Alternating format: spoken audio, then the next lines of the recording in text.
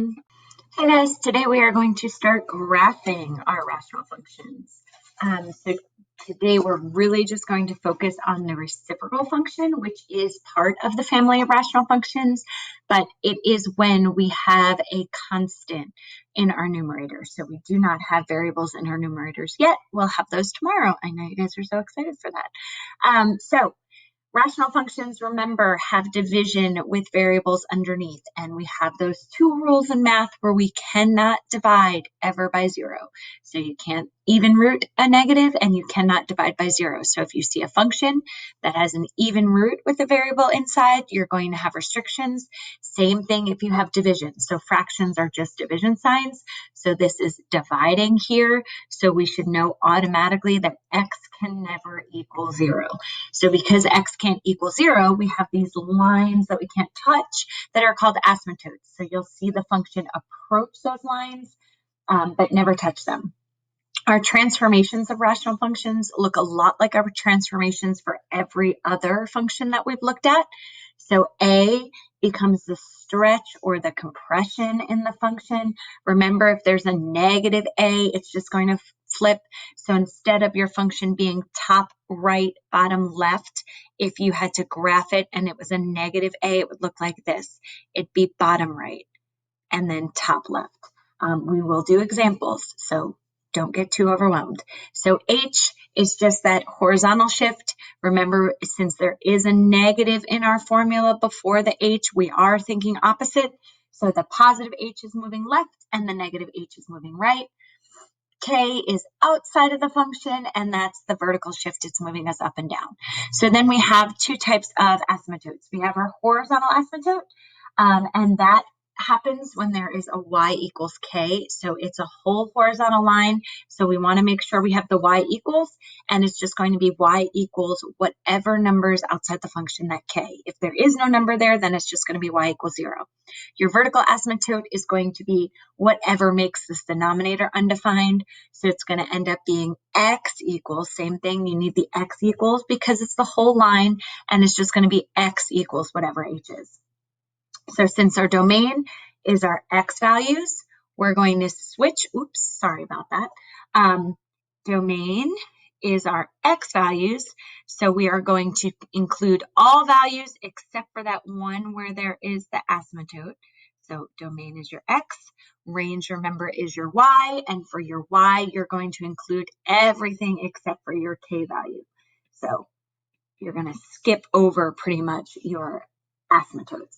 I hope that makes sense. I guess this K technically should be green to go with my theme, but you guys know. You're so smart. So, all right, so let's look. If my parent function is y equals 1 over x, or f of x, the function of x equals 1 over x, then anything different than this would cause a transformation. So here I see this -3 in here. It is inside, so I'm thinking opposite. So this is actually telling me that h is +3, which means I'm going to move my function right 3. So my vertical asymptote here is going to be x equals 3.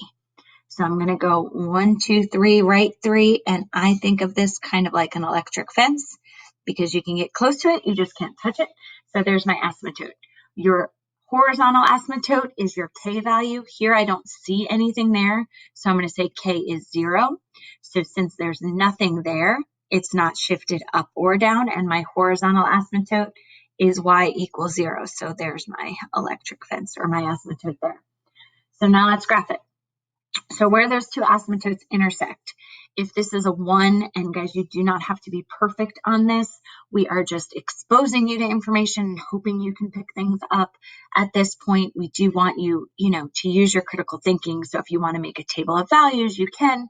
But your first point is simply going to be over 1, up 1 from that intersection of those asymptotes. And then you just want to sketch it so that it approaches each asymptote. So this is a positive a value. Remember, this is my a. And since it's positive, you're thinking top right, bottom left. So here's my intersection again, 3 and 0. So I'm just going to go 1 away. So in other words, like left 1, down 1. And then I just want to graph my line approaching those asymptotes. I don't want to cross them. Ooh, let me move that. Okay. But I do want to graph it. All right, so domain. Domain are my x values. So if I look at the x values, I'm going to go left to right. That's an L. Left to right. So this one is going negative infinity up into my k value, which was 3. So I'm going to skip over 3. And then it's the union of 3 positive infinity, because then it keeps going to the right. These parentheses here, remember, tell me just to not include 3. So it's a skip, and that's a U.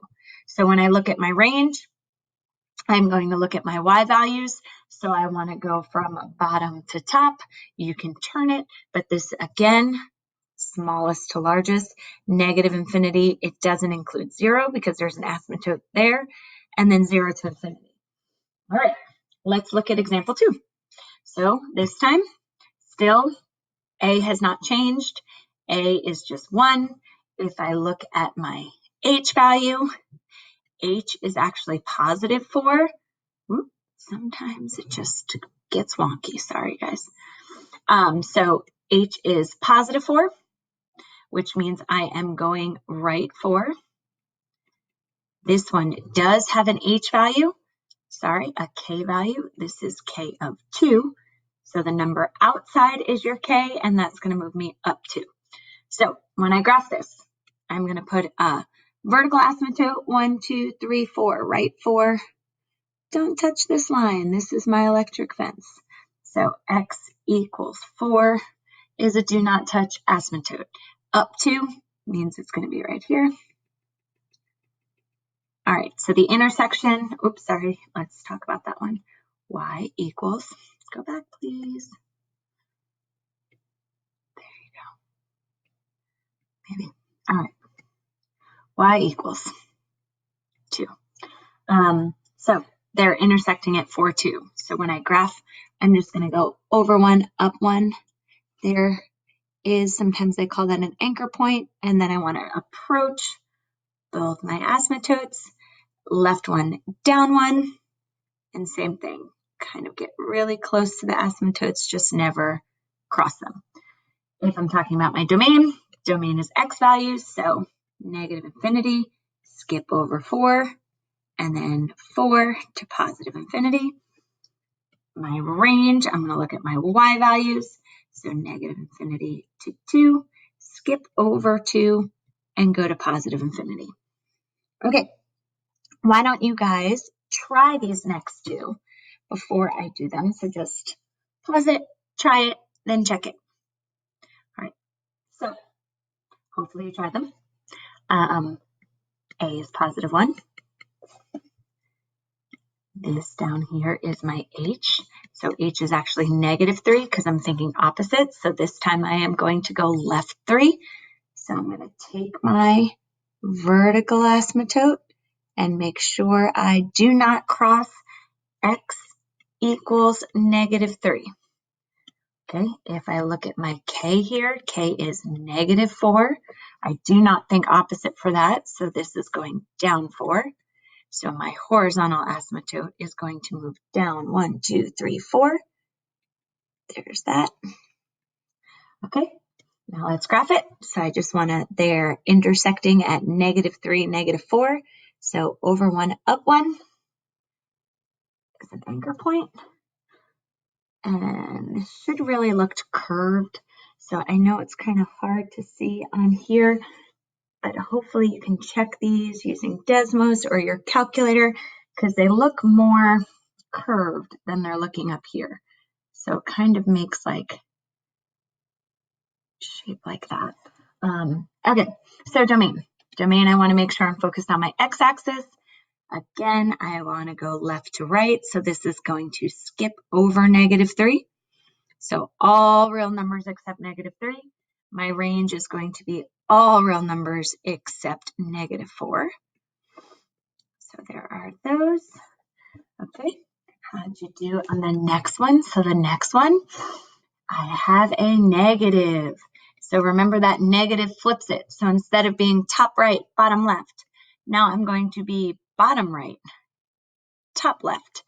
So it flips that function over the x-axis. So this is reflected over x-axis. All right, then we have a k-value of 2. So that means I am moving right 2. 1, 2. I know it's a negative, but we think opposite since the equation have an x minus. So that negative tells us think opposite. So that's right 2. So that means my vertical asymptote is x equals 2. When I look at my k value, k is negative 1. So my last transformation would be it's moving down 1, which means my horizontal asymptote would be y equals negative 1. Okay, please don't do that. All right, so there's my electric fences. So now instead of going right 1, up 1, I am flipped. So I'm going to go right 1, down 1. There's my anchor point.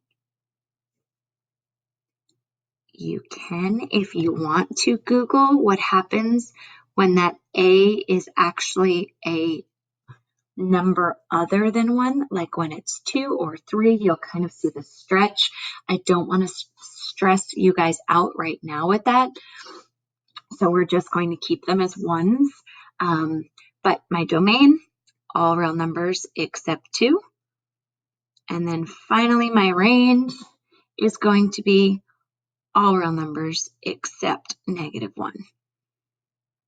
So that's the gist of graphing rational functions, day 1, which are reciprocal functions. All right, here are 2 more that we are going to look at in office hours, although some of you are very eager for me to try them. So on the next slide, so pause it, go ahead and try it. And then on this slide, you can go ahead and check your answers. So after you try it, come back here and then check your answers. I hope that helps.